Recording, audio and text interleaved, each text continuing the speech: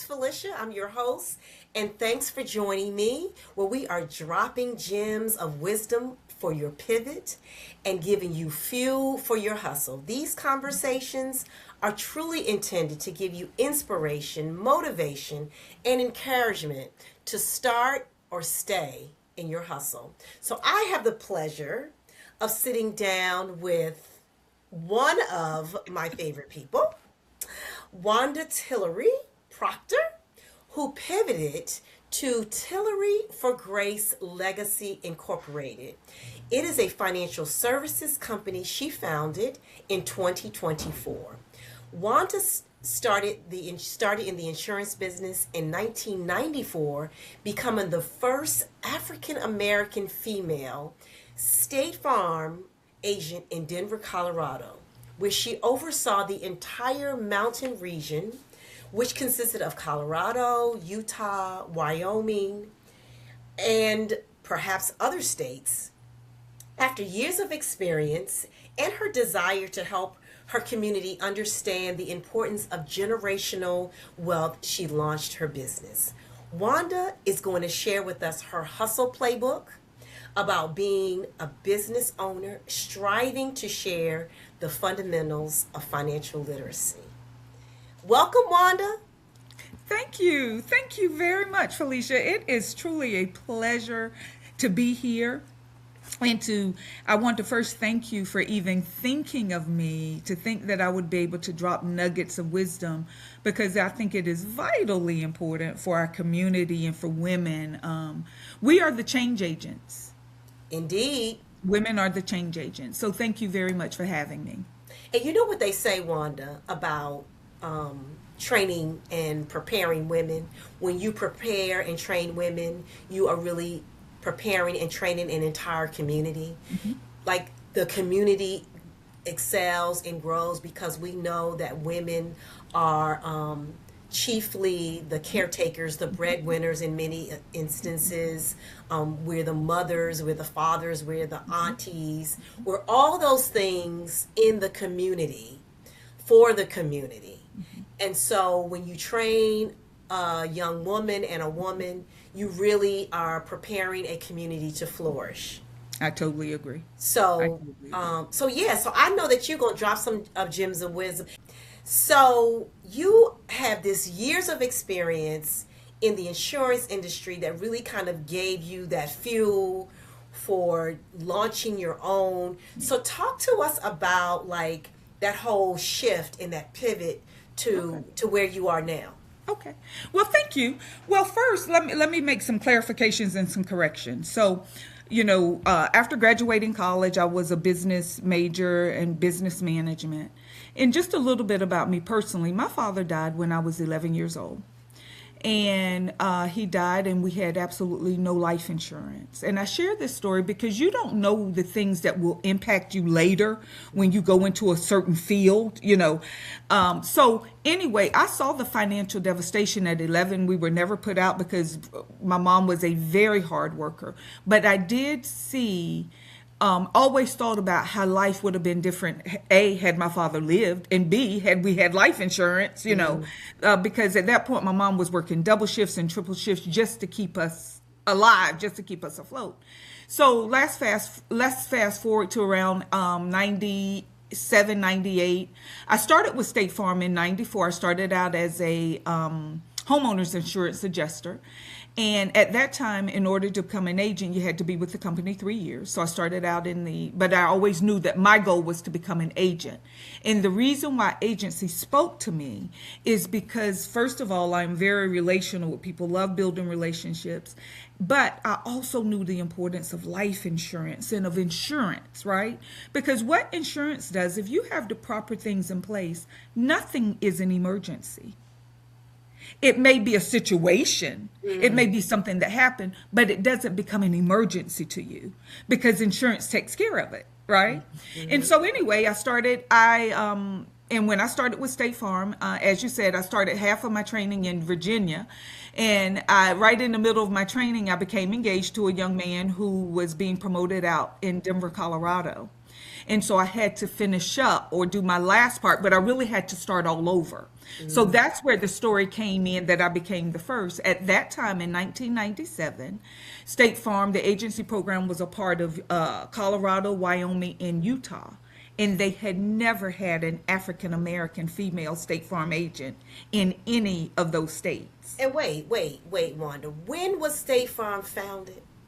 Oh my gosh, State Farm was Years ago. years ago. Years ago. My point. Right, years ago. But Yes. in 1997, now in Virginia, where I started, it was 50-50. Half, and all of them were women. All of the minorities were women. So I was accustomed to having this great set of go-getter women and all of that. And I go out to Denver, and I am the only one. And so I made history. That's how I made history. Got it. Well, lo and behold, being newly married and all of having a baby agency, I became pregnant with twins. So in my first 2 years of agency, I became pregnant with twins and had absolutely no family in Denver. It was just my husband and I. And after having my children, as much as I loved what I was doing and as hard as I had worked to get there, my children were the very most important thing to me. And they were so important to me that I did not want to leave them in the hands of a nanny. Because when you are new, when you have an agency that is in the infancy stage, you are working very hard. You are working long hours. I'm getting home at 8 p.m. And that was just a grind, right? And I understood that, but I wasn't willing to pay that high cost. Somewhere in my brain, I kind of knew that this may be my only shot at motherhood, and I better do a great job. And not to mention that I really think that God had just really infused it in my heart to stay home with my children. So I became a stay-at-home mom. So for the next 25 years, although I still did things like homeowners president. I still, did my thing, because you can't take away people's intelligence just because you're not working in a field, right? So it wasn't that I was sedentary or stagnant. It was just that I wasn't an insurance agent. But fast forward to today, and a few years ago, I was introduced with this company called Primerica. And Primerica is the largest independent marketing financial services company in the nation. We service the United States and Canada, and we have over 150,000 licensed agents. And so you become a contractor with them, and we service annuities, life insurance, homeowners.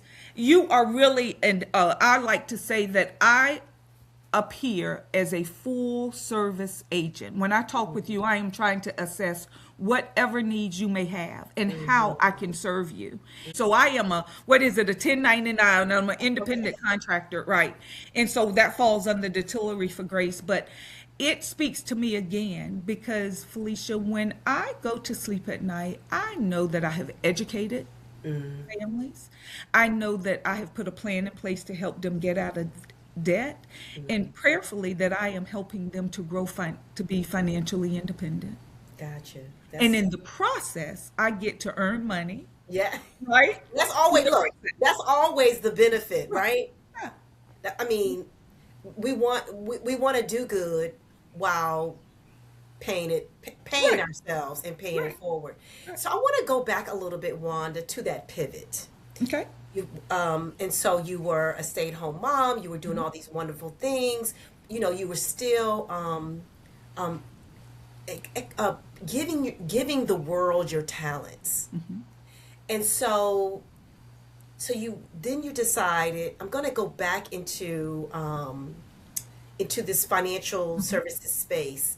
What was that aha moment? Was it that you remembered when your mother was kind of struggling, or did you experience in your community that our people were struggling with life insurance and all those things? What was that aha?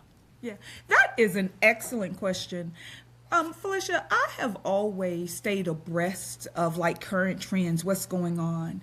And one of the things that really touched my heart was to see all of the GoFundMes on Facebook, when you see the GoFundMes for a funeral. And that was a reminder for me because, first of all, if you have to have a GoFundMe for the burial, that's just the tip of the iceberg of where you are financially.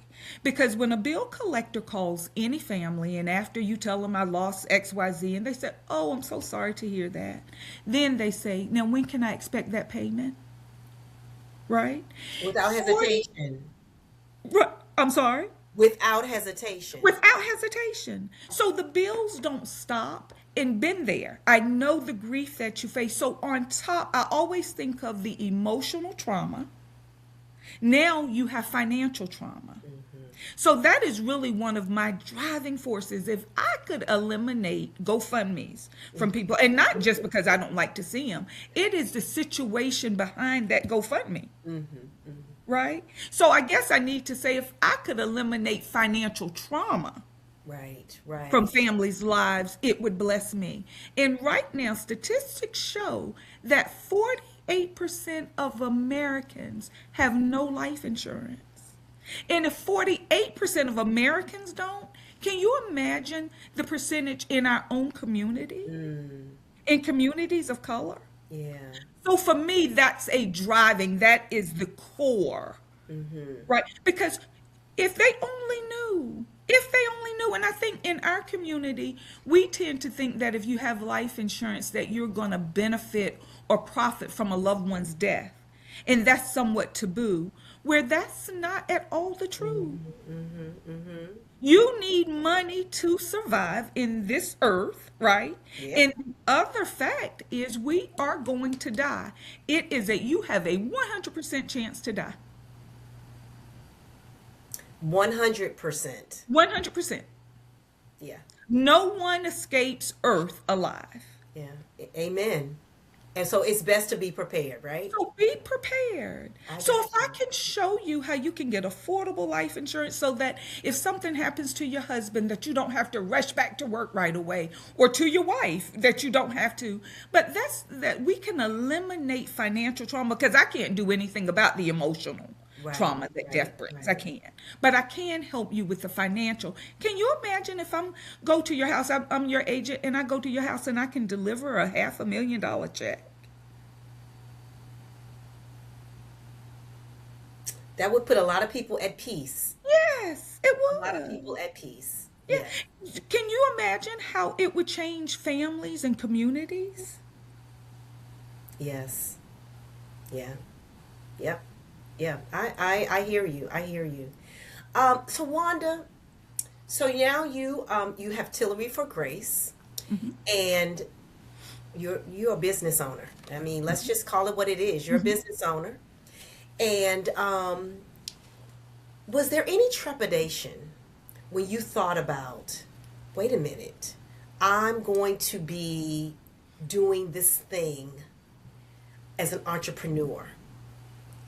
And were there any challenges with you kind of after taking that leap, kind of getting started Oh my goodness, yeah. and getting to not necessarily where you are now, because you're still growing, but talk to us about that.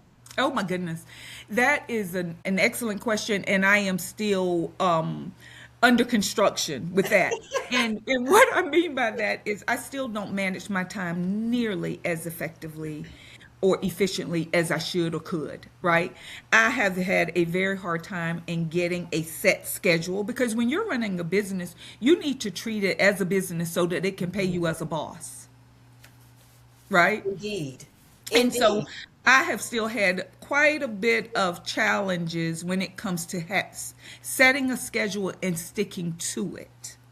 And part of the reason is when you've been a stay-at-home mom for as long as I have, and now I have grandchildren, everybody is so accustomed that I am available for me to be available. And I have not learned quite well enough how to say, no, I can't do that.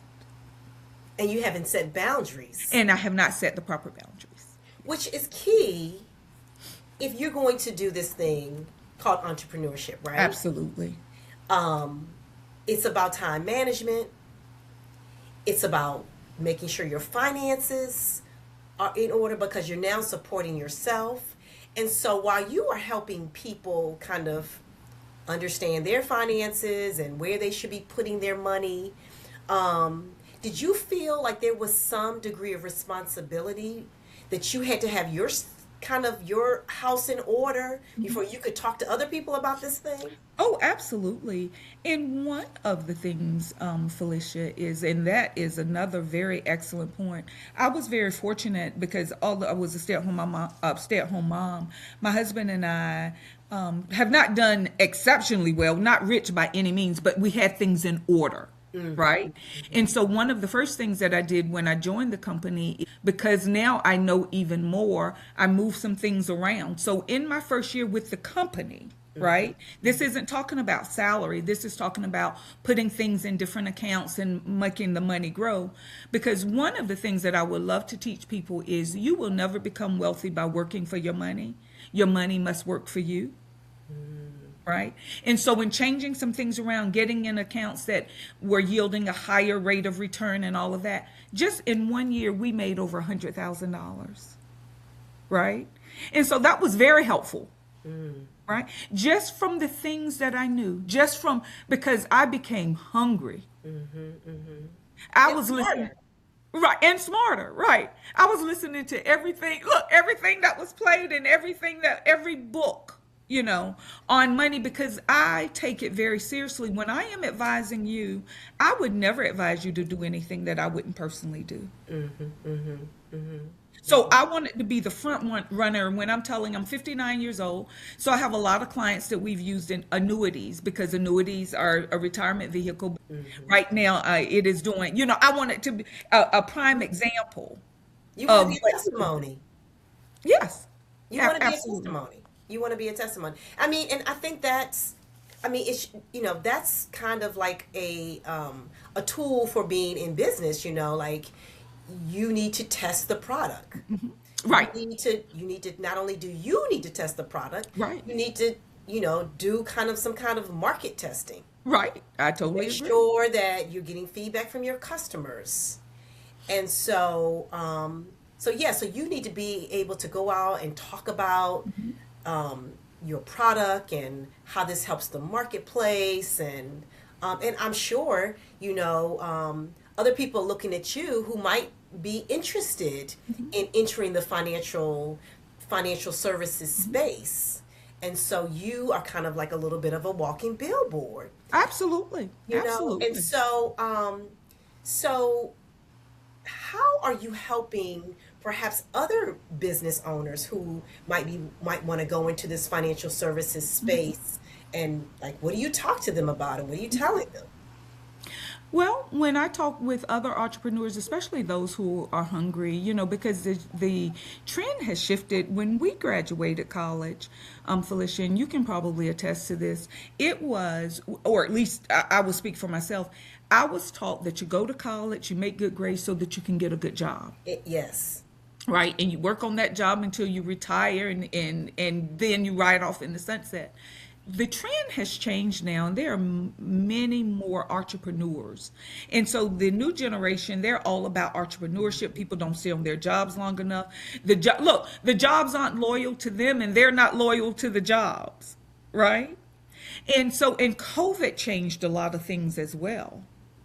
So what I tell entrepreneurs, because your specialty might be, say you are a caterer, and that may be your specialty and you are great at it, but you don't know about finances. There you go. You Right? just know how to make cakes, right? You just know how to make cakes. You know how to make a mean teriyaki chicken, and I'm gonna Yes. get you for my next event. I'm hiring you for my next event, Right. right? But that means that you know about finances. So with everybody that I come in contact in a general conversation, I'm just always curious. Are you really prepared for retirement? Because the startling statistics as well. I mentioned about 48% don't have life insurance. Well, only half of Americans have even put away $50,000 for retirement. So when I tell you that the need is great out there, and it doesn't matter if you're a caterer, if you're a plumber, I don't care what you are, you know your specialty, but it doesn't mean you know mine. And so I always leave the opportunity, always trying to talk to you about it, because can you imagine as a community, as a people of color, or it doesn't matter. But can you imagine that if we gain financial empowerment? Again, what a difference that will make. That's the key. Yep, yep. So, Wanda, you're very, very passionate about this. I can hear that. And so I'm curious, where does the name Tillery for Grace for your business come from? That's that's awesome, Felicia. You're asking some dynamic questions. Well, my last name is Tillery, right? Yep. We have 4 grandchildren. 4. So it's the number 4. And Grace is the middle name of my first grandchild. Her name is Nevaeh Grace. So Nevaeh is heaven spelled backwards, and Grace. And I try to live my life extending grace and being graceful. And so I just Tillery 4 and then grace. Let the grace of God abound. Right. So that's where it came from. I love that. And so you've been on this journey, not for a long time, but long enough to know who you really want to impact and the message that you want to convey through the work that you're doing. And so what have you learned along this journey of launching and growing Tillery for Grace? I will share some good and I will share some of the bad. And one of the bad, or when I say bad, negative, I guess, is everybody don't want to do better. And I really thought that everybody wanted to do better. So you kind of lead with these...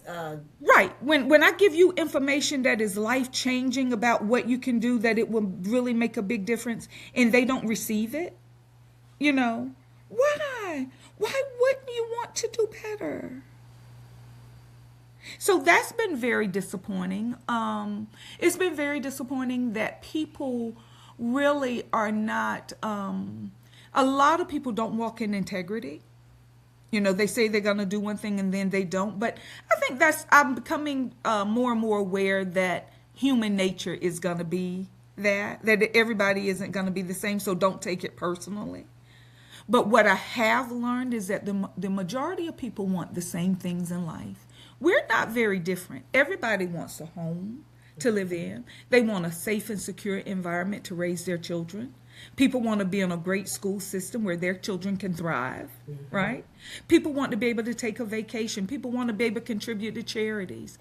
Most people want to be able to give from their heart and not from what the bank account says that you can, right? And so what I've learned is that we are way more alike than we are different. I agree. So. Yes. So what are the positive things? Well, the positive with Tillery for Grace, we're going to keep on moving on. I'm going to touch and speak to everybody that I possibly can. And again, this podcast is a blessing to be able to share. Would love for people to hit my website. It is tilleryforgrace.org. Would love a one-on-one. Many things I do over Zoom. With technology, Zoom has made it possible that right from the comfort of your own home, you're able to educate people. So you're able to reach many more people than I would if I met you out, in the streets. So I pray that in 5 years, Tillery for Grace will be known all around the world. That I can come back home, Felicia, and tell you, you know what? I've built a team of 10,000. I would, because of course, the more Walmart builds stores, right, so that they can have more distribution. Well, I need to build a large team, so that I can build distribution. Yes, I like that. We're going to hold you to that, Wanda. Okay. We're going to hold you to that. And so I suspect that Tillery for Grace is giving people grace in the midst of their lack of knowledge. Because, I think about this, Wanda. I don't know that very many families of color grew up talking about money and finances and how to save and how to generate wealth, because so many of us did not have wealth to to build upon. And so we carry debt. And so nobody knows really how to talk about money. Even people with money don't always talk to their peers about money and how to save money and how to build your nest egg.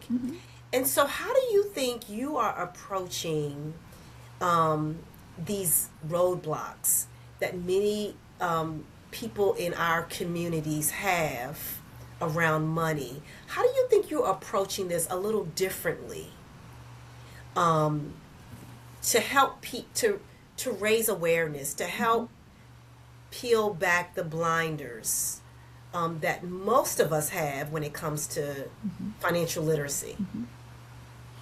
Felicia, so many, and you're absolutely right. And one of the reasons, and I mean, there could be a gamut of reasons why we have not talked about money in our families. But one of the reasons that I see, it is so many people that are in survival mode, right? And so when you talk about saving money, they think that you need a large amount of money. And with some financial companies, you do. You know, they want you to come with a multi-million-dollar portfolio in order to invest with them. You can't go to Goldman Sachs, right, and have $100 to invest, right? Okay. But with our company, you can. It is as little as $25 a month to start a mutual fund, right? And when I show you a projection of what $25 a month would be in 30 years or 60 years, right, it's eye-opening. So I approach it as education, not judgmental, right?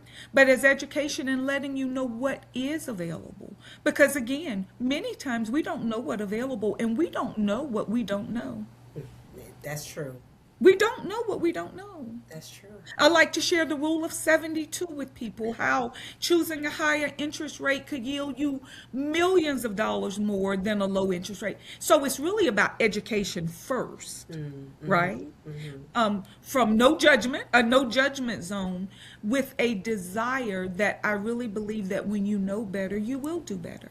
And I have many clients who start out with their life insurance, because that is one of the pillars, is if you have a family, you need life insurance. And the other pillar is to start a small investment, and it doesn't have to be a whole lot. And, you know, so when they say, can I start with $50 a month? Absolutely. And we celebrate that. Right. Everything is a win. Right, yeah. So it sounds like you're starting from a place of education. Yes. As opposed to from a place of selling.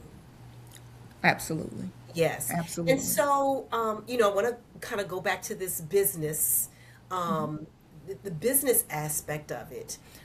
So who have you followed or admired in your industry that from a entrepreneurial business perspective that you recognize, or that you applaud, or you follow? Well, one of my favorite right now, and there have been several throughout, you know, because like I said, I'm always, but Robert Kiyosaki, Rich Dad, Poor Dad, he's a great one. He has a very great concept, Rich Dad, you know, because it's all about what the rich dad teaches you versus the poor dad. Right? And the poor dad, because the poor dad he knew what he knew, and it was that you work hard, you go to work, you work hard, you be loyal to a company. And rich dad had all of these other concepts that would make you wealthy, right? So right now, I really follow him quite a bit, but it could be TD Jakes that I've listened to about, because you're talking about building, because my goal is to really help communities of color, right?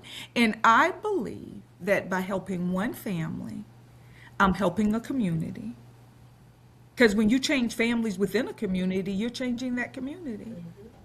And when I change a community, I'm changing towns and cities.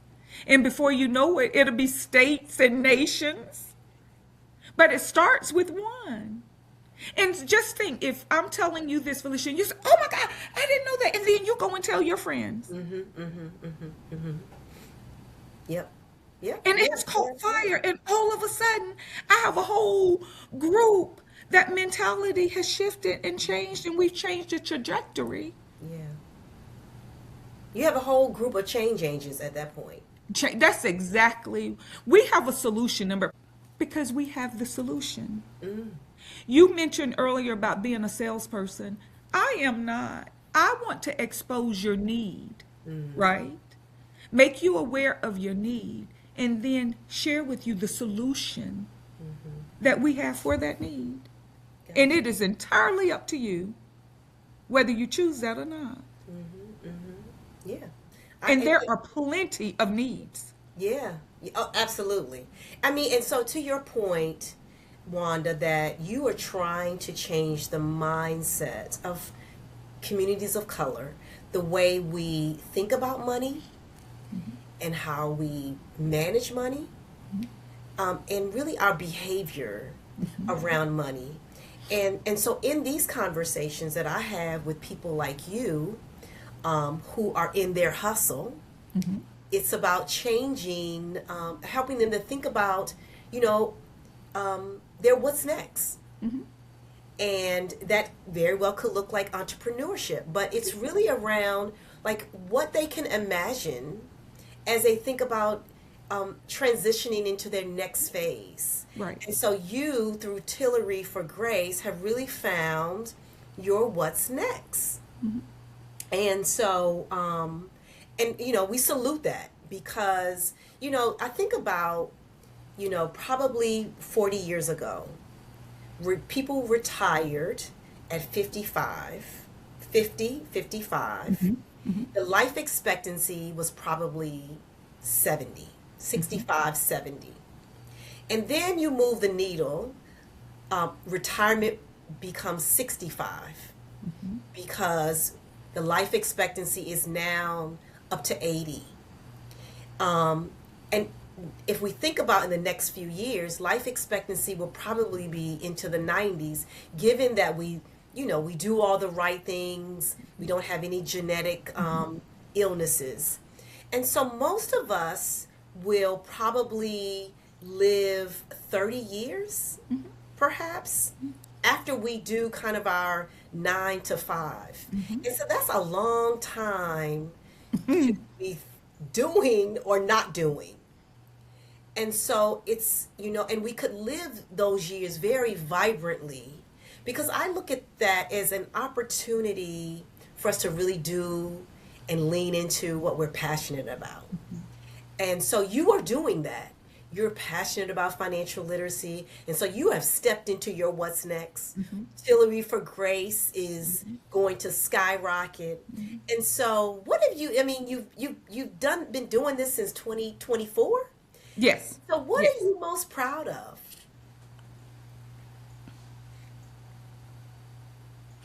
I am most proud of the fact that my 6-year-old granddaughter, that when we are out and about, the very first, if I talk to anybody, are you going to talk to them about Primerica? And one day she will be able to own my company prayerfully, right? And I'm already grooming her for that, because we need to pass down. Legacy can go both ways. And many people, again, I keep talking about our community because I'm most passionate about our community, right? People of color, we pass down things, but they're not necessarily positive. Right? We know what it's like to struggle. We know what it's like to hustle. But we don't have a whole lot of testimonies of what it's like to really live vibrant, healthy, fruitful lives financially. You mentioned about we have 30 years now because the lifespan has expanded, right? Our lifespan has expanded. Well, Felicia, really, there are only 2 pillars. When we talk about financial literacy, my 2 bases, I'm holding up both of my hands. One is, if you die too soon, do you have enough income replacement in the form of life insurance that your family will live in the manner that they have been accustomed, right? And my other hand is, if you live too long, that's retirement. Do you have enough money to take you through the rest of your life? And that's real. And that's real. And that's real. And that's real. And that's real. Yeah. And both situations can be detrimental if they're not approached successfully. Correct. If they're not approached in the right way. Right. And so, Wanda, at the top of this conversation, I told our listeners that you were going to talk about your hustle playbook. What is Wanda Tillery's hustle playbook as a business owner?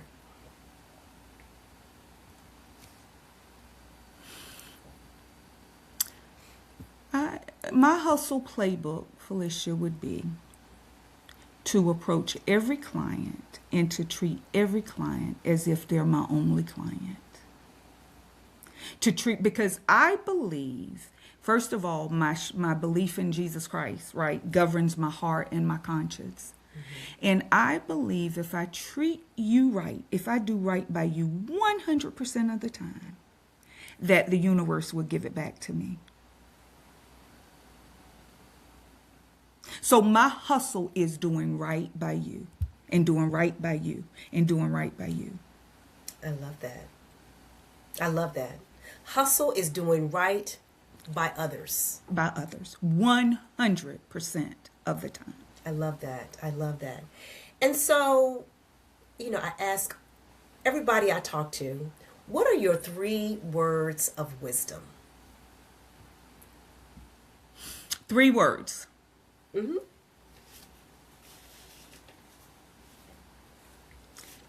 Integrity. Mm-hmm. Work with integrity. Let integrity lead you.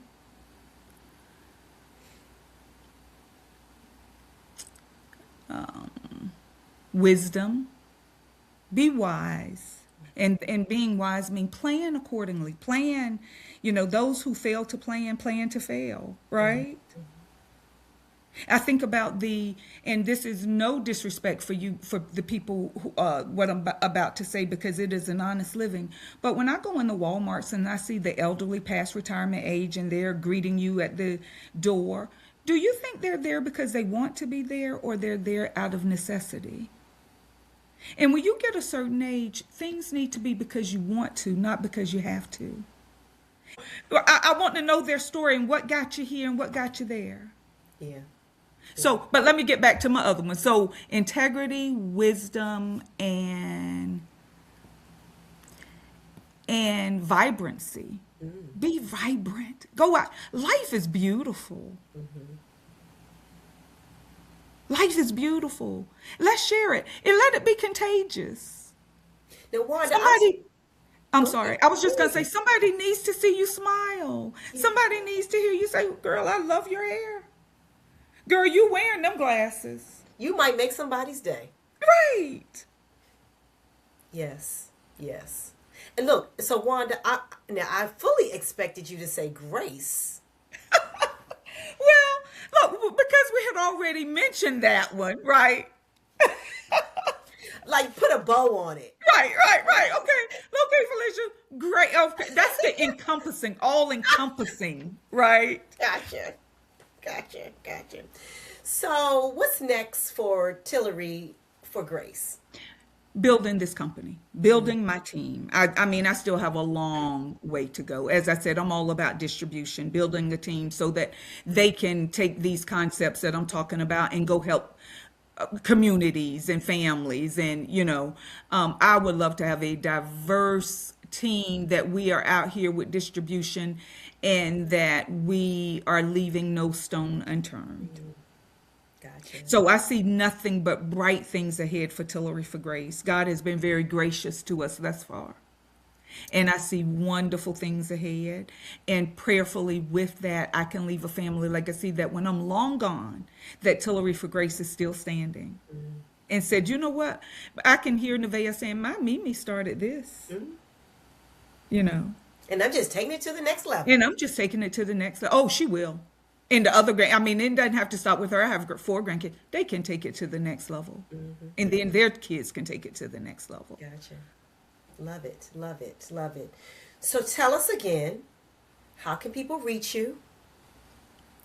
Your Well, website, your social well, yes, media. Tell us yes. all the Yeah. things. If I'm on Facebook, I'm Wanda Proctor Tillery on Facebook. My website is tilleryforgrace.org, and my email is wptillery@aol.com. Would love to hear from you. Would love to be in a conversation with you. Let me share with you the nuggets that I know, that I've come to know and know to be true. So again, website is tilleryforgrace.org. Email is wptillery@aol.com. You Hey, send her an email. Don't look at the AOL. don't judge. She's Don't gonna judge. Show me give her grace. some grace. Show me Give her grace. some grace. That's right. So again, and my phone number 704-905-4988. If I don't answer, I promise you, you leave me a message, I will get back with you. It is my heart's desire to speak with as many of you as I can so that we can start a journey of transforming our finances. Amen. Amen. And you all heard it here. Wanda, this has been amazing. Your hustle playbook, your nuggets of wisdom for staying in the hustle, in the business hustle. I'm sure that our listeners can take something away from what you shared today. And this episode is going to be aired during Financial Literacy Month. And so Okay. it's apropos that we're talking about this. And I'm all about the people too. I'm all All about right. helping the people. Yes. And so hopefully listeners can take those nuggets away, not just around getting their finances in order, but perhaps some inspiration, motivation, and encouragement around starting their what's next hustle. So I can't thank you enough for sharing Tillery for Grace and sharing your expertise, your drive, and your passion. And so, hey, everybody, I hope you walked away with some nuggets of inspiration, encouragement, and motivation. Don't forget to hit me up on YouTube at Wisdom in Hustle. Subscribe, like, and share. And in the words of Snoop Dogg, until the next episode. Talk to you soon. Thank you.